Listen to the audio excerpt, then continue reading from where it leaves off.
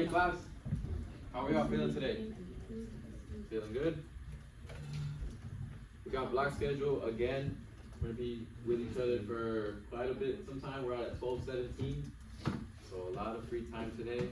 We'll make sure to stay busy with these assignments. Let's get started with the warm-up.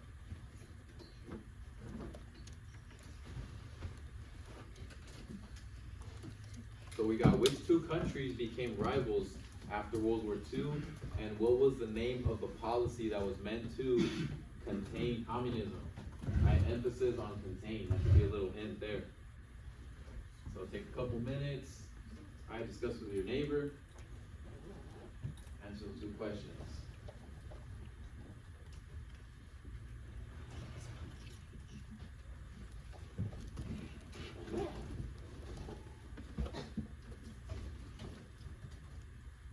Remember our notes from Monday?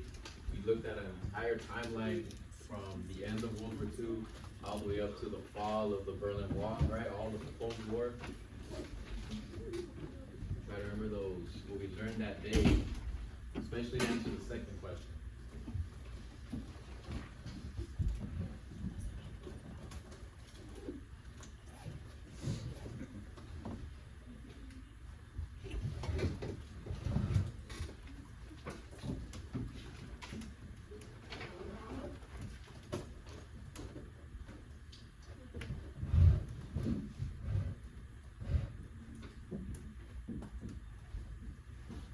Any volunteers for the first question?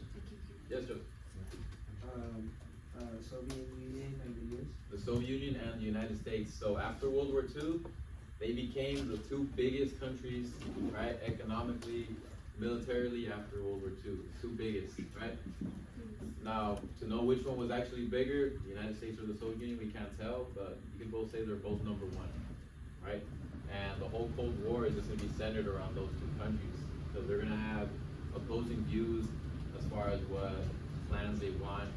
You know, they're gonna try to expand their influence, but you're gonna realize that they both are not gonna be able to exist, you know, together peacefully.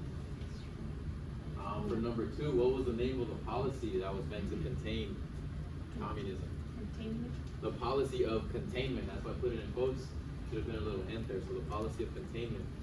So we're gonna see President Truman make it his priority to contain communism, to not let it spread any further. So policy of containment, which leads us to our learning goal for today. Right? Pretty cool, but we will analyze the beginning of the Cold War, the Truman Doctrine, the Marshall Plan, and distinguish, you know, what democracy and communism is, the differences of that, and why it becomes a competition during Cold War. So let's get right into our notes. Good job, guys.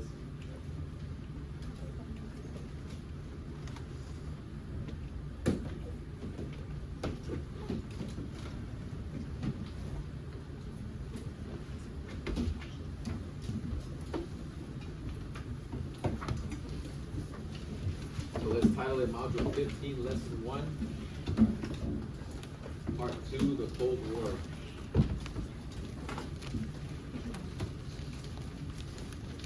So it's going to be somewhat of another introduction, but this time we're focusing on the foreign policy that's created during this time.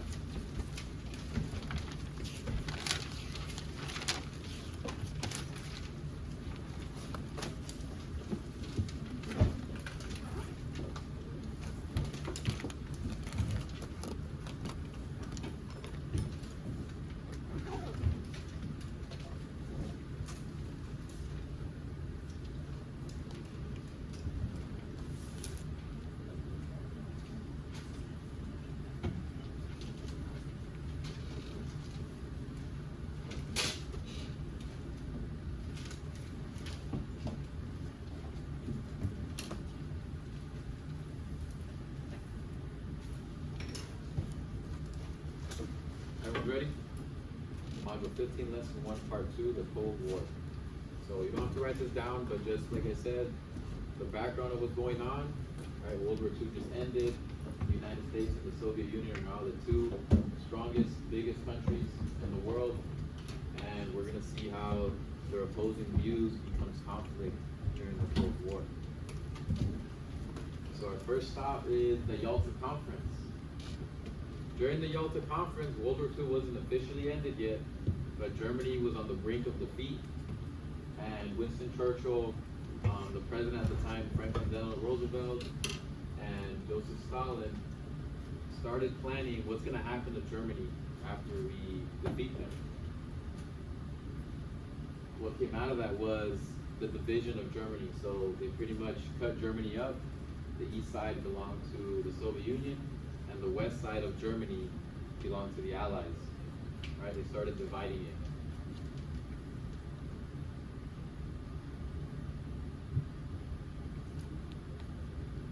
On top of that, they started discussing about Joseph Stalin entering the war against Japan to help out the United States, which he did. Another talking point was what's going to happen to the Eastern European countries, right, that had first been invaded by Adolf Hitler and regained when Joseph Stalin started fighting back, pushing the Germans back. Now, the United States, being a democratic country, they want to make sure these countries have, free elections, right? So the right to vote for who they want and the type of government they want, right? Leadership. Joseph Stalin, being a dictator, he doesn't hold free elections, right? They can only vote for him. But he promises that he will hold free elections in those countries. Winston Churchill was skeptical, so he didn't believe Stalin at this time. And later on, he will be proved right.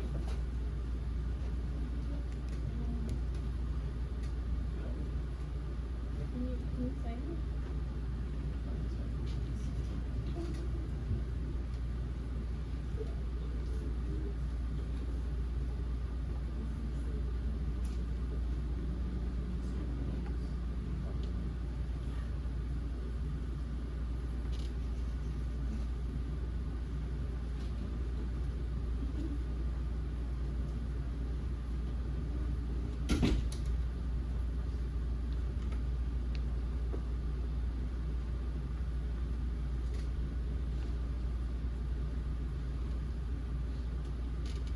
Why do you guys think Winston Churchill didn't believe Stalin about having free elections?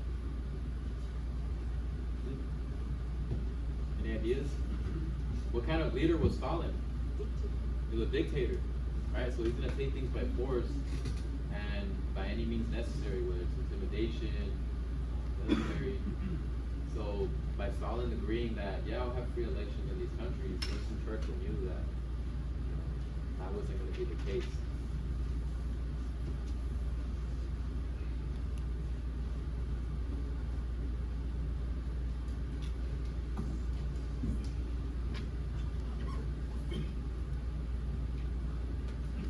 Seconds, guys, and I'll go to the next one. Remember, I'll still post the slides at the end. We have a lot of time, so we can catch up. So let's move on. The United Nations. The United States and the Soviet Union joined 48 other countries in the forming of the United Nations, also known as the UN. So the UN, they're responsible for a lot of the peace treaties that are signed after World War II. They're also responsible for the treatment of prisoners of war, POWs. Those became known as the Geneva Conventions. We had already mentioned them one time, but the UN is responsible for all that. And their purpose is to protect members against aggression. So all the members that join that group, right, all those leaders of the UN, they protect each other. And they also try to maintain peace in the world. So any country that's being invaded or trying to invade, they keep them in line.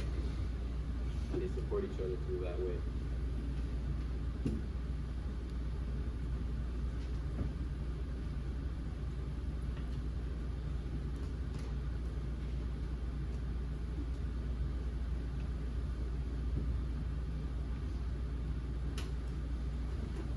Now, we'll start looking at the differences and the talking points of the United States and the Soviet Union. So, The very first one is the United States promoted democracy, while the Soviet Union promoted communism.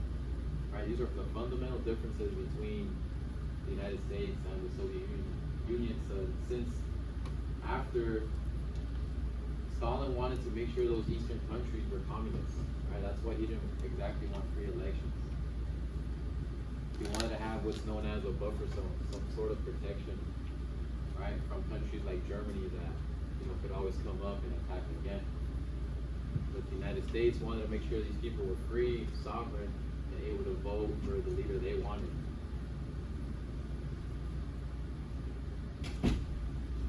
Another major talking point was the damages. The United States, yes, they lost a lot of men, but the actual country itself, major cities were destroyed, not like the Soviet Union. Remember, the Soviet Union had the most deaths, right? Soldiers and civilians. Plus, they had their major cities destroyed. So Stalin, he's just looking out for himself. And since he was the one, affected more than the United States, he felt like it was right, justified for him to ask for what he wanted.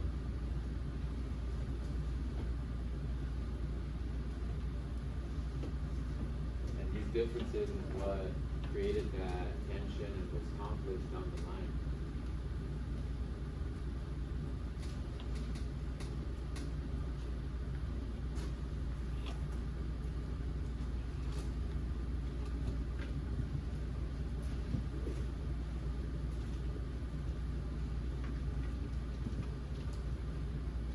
But I'd like to know what you guys think. So do you think that Joseph Stalin had the right to ask for more just because he suffered more deaths and his city's destroyed? Raise your hand. He had more say in this situation. Not much. So you guys all think the United States, had more say than the Soviet Union in this case?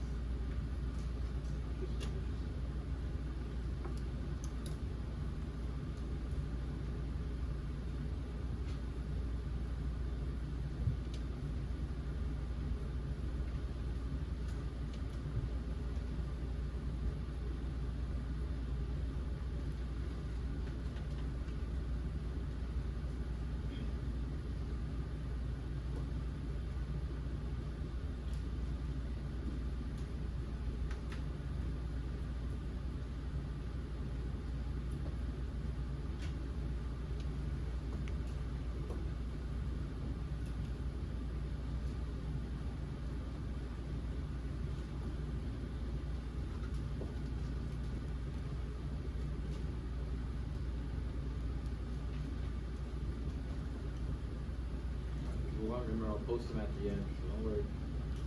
Just to give you guys an idea of the destruction at the Soviet Union, look at Stalingrad. See, the United States didn't have this happen to their country, right? They had the same kind of destruction like France and Great Britain. So Joseph Stalin thought it was necessary to take these countries that are listed: Albania, Bulgaria, Hungary, Czechoslovakia, Romania, Poland, and Yugoslavia as a necessary buffer zone, right? So that was a form of protection from countries on the west side of Europe.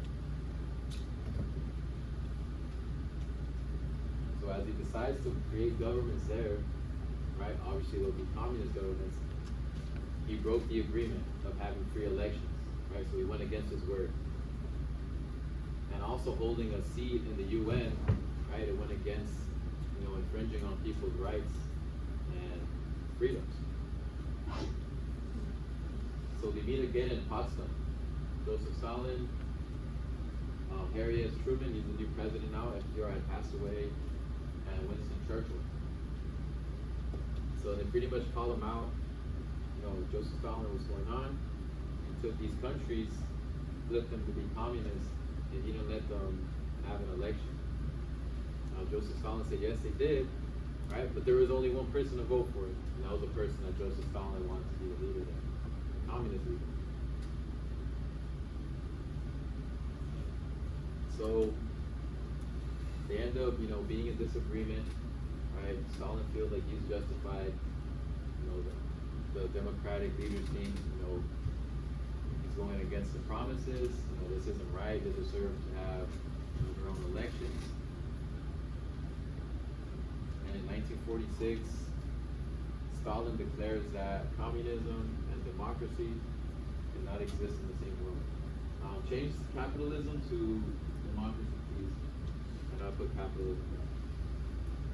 Communism and democracy.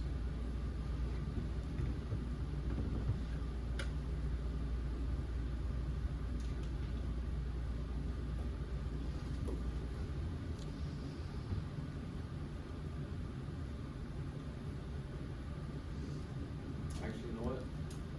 In the textbook, it does say capitalism. Now, leave it as is. Leave it as is. Sorry about that. Because it was a differing forms of government, right? The thing is, communism is both a government and an economic system. So it kind of gets me a little mixed up. And it says capitalism here.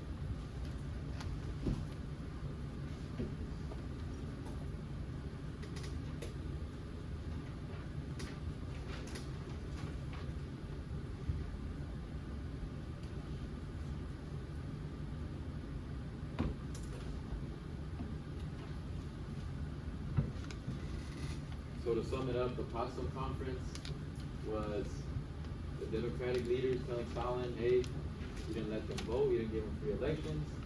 Stalin saying, no, well, I need to protect myself, I'm trying to make my buffer zone. This isn't going to work out. And that's when he declares that they can't exist in the same world. So that kind of marks the beginning of those tensions and conflicts and opposing post-war plans. Winston Churchill goes on a speech and calls this divide the Iron Curtain. You guys wrote this last time. If you guys just want to copy the second bullet, that's fine with me. If you want to copy both, go ahead. But that Iron Curtain is, the symbol of the division of the Democratic West and the Communist East. So it's pretty much split in half, right? If you were to look at it from a map, which I'm going to show you guys, you'll see there's a clear divide on the forms of government, economic systems in Europe. You had all of the west side being influenced by countries like the United States, and all of the east side being influenced by the Soviet Union. Now, when Winston Churchill made this reference of there being an Iron Curtain in that speech, Stalin wasn't too happy with it.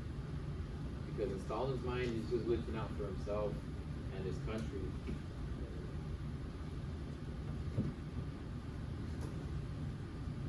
He thinks he isn't doing anything wrong, right?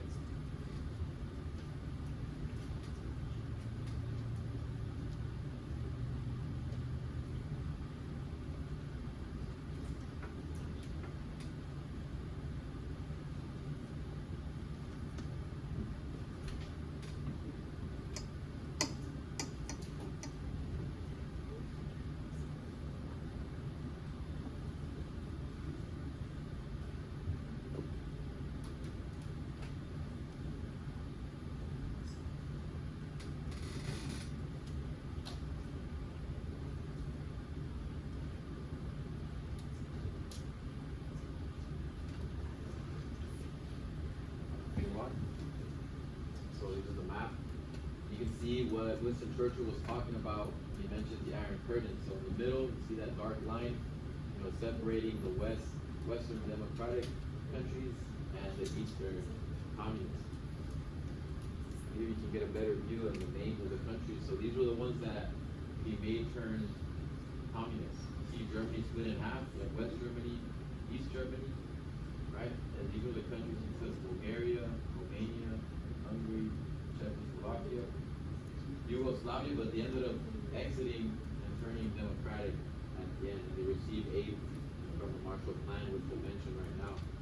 but these are the countries that he wanted communists to make sure that he wouldn't get attacked by them, right? He'll get support from them, and bring them up, right? Because it's all for economic gain at the end as well.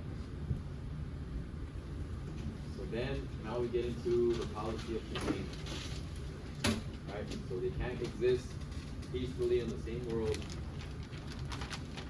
Joseph Stalin, being a dictator, continues to try to flip other countries communist. And that's when President Truman comes up with the Truman Doctrine, right? It established an ongoing U.S. commitment to protect weaker countries against communist expansion. Right, the first example of this is the country of Greece. So there was a civil war in Greece. We had a communist military group, rising up in the north side of Greece, and the southern side of Greece being, more democratic.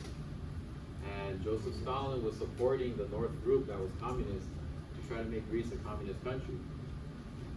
So when President Truman presents his plan to Congress to get it passed, right, I believe it was $400 million to help Greece, be able to fight them back. While this is going on, they passed it immediately. And this creates a pattern, right, where whenever there's communism spreading in a country, like we'll learn later in Korea and in Vietnam, the United States always gets involved, right? Wherever there's communism being spread in another country, the United States is there to stop it.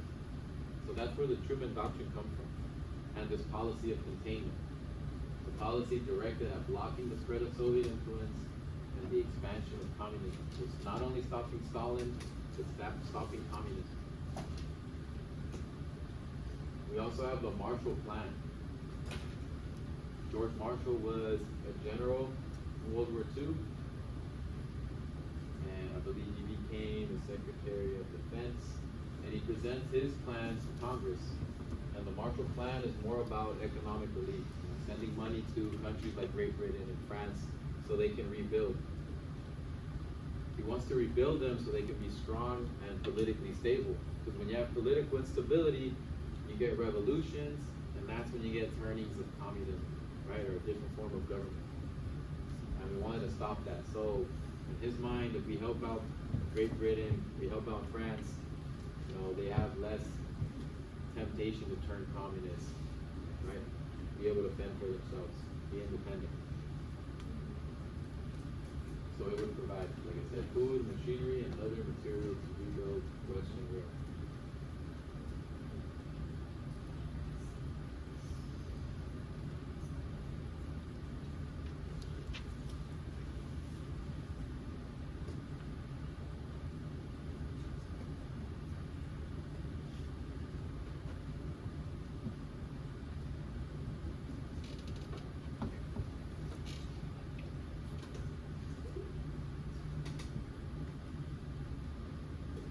Olivia, why do you think communism was such a threat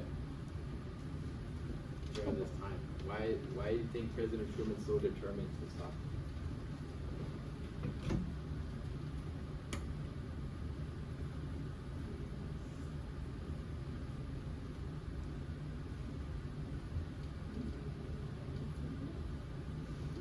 Because it didn't benefit them, right? Because they're the two, biggest countries, right? He's only getting stronger. He's gonna want more. He's a dictator, right? You know how dictators run their countries. So they're just slowly gonna keep wanting more, right? And the pose is yes. Prevent what? War? Preventing war as well, right? Because he's actively going into these civil wars, right? And trying to make them all communist countries that we see, right? We talked about Greece, we talked about Vietnam, Korea. So the United States, they just want to maintain that peace, while Stalin's actively trying to make these countries flip, right, toward his side. So yeah, that was the mission. After this, we have question time, guys. So it looks like almost everyone's done. Remember, I'll post them at the end. So what is the policy of containment? What is the Iron Curtain? And what is the purpose of the United Nations?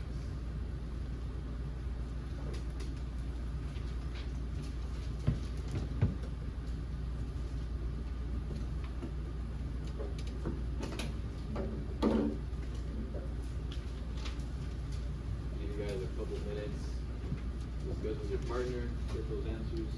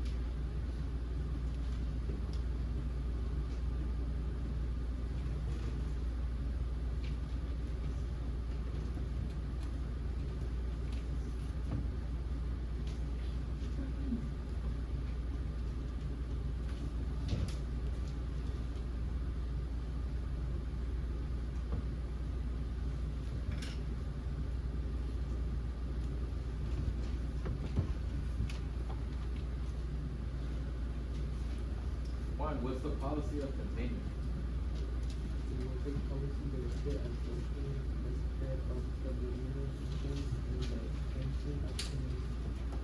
So the policy is to stop Soviet influence and the expansion of communism. Good. So that was their mission, to make sure that it wasn't spreading anymore. Let's see. Yeah, what's the Iron Curtain? The division of Europe. Remember the sides? What was the east side? Look at how neat it was. What was the east side? The communists, and on the west side, the democratic. So the ones influenced by the United States on the Western Europe, the ones on the east were influenced by the Soviet Union. Good. I remember the Iron Curtain. It was just a reference that Winston Churchill made in a speech. Right, there wasn't a physical border or anything actually dividing them. It was just how it seemed like on the map, the countries and what form of government they had. Really good.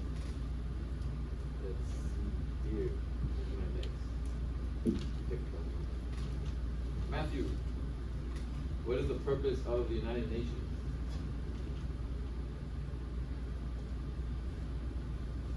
Remember the purpose of the United Nations? They were formed after World War II. Right here, the purpose of the UN is to protect members against aggression. So pretty much to have peace on Earth. And I say on Earth because all the countries were involved in these two major world wars. So all these countries came together, formed a group to make sure that no one else is getting invaded, right? No one else's freedoms are being infringed. Good. Those are the notes. Let me post them for you guys. Let's take a picture of the notes, upload them to assignment 214. Yeah, 214. Get some points for the notes.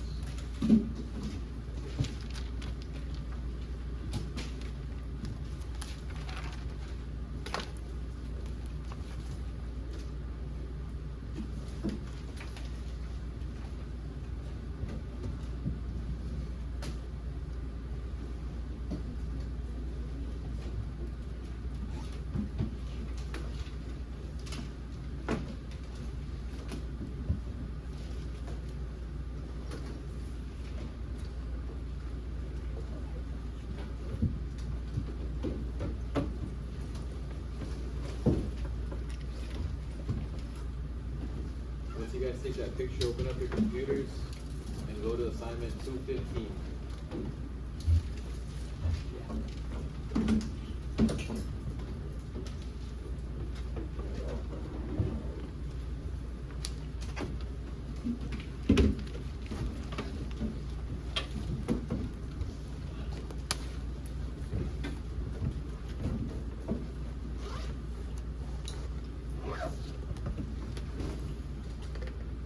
That assignment looks something like this.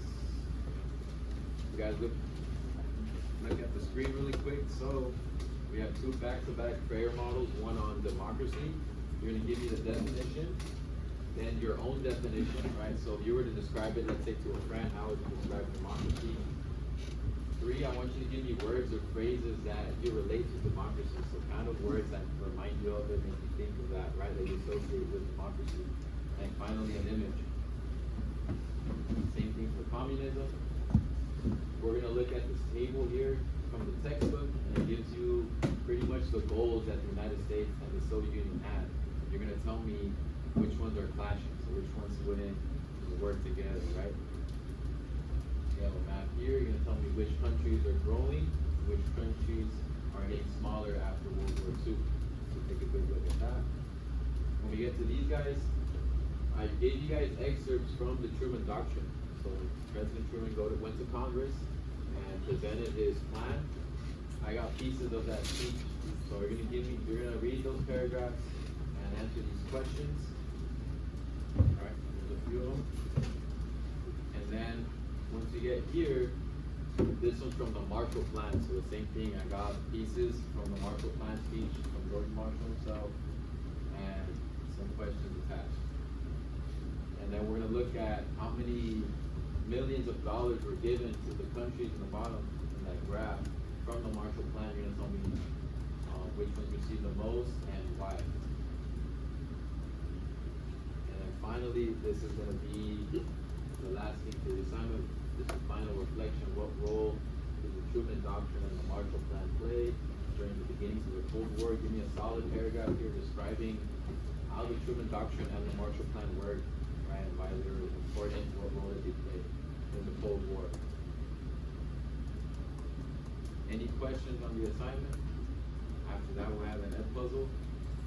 And that's pretty much it. All we have for today.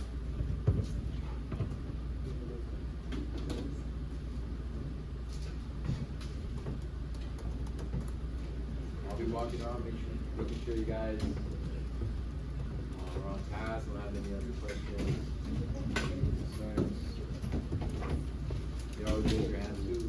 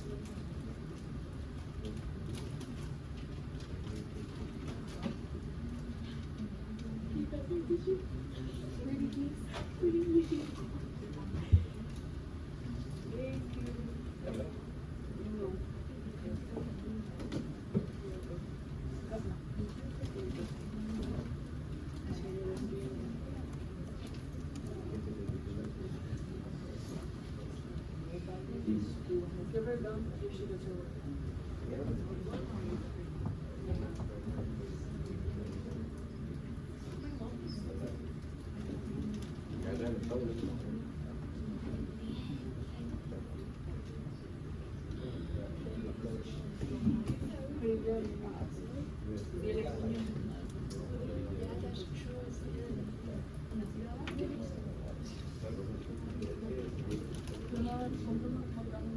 Why are kids celebrating like what kids do? They don't do shit. I know. We don't do, we don't have like. I don't pay rent. I don't do a chore. I sleep all day and I'm getting celebrated.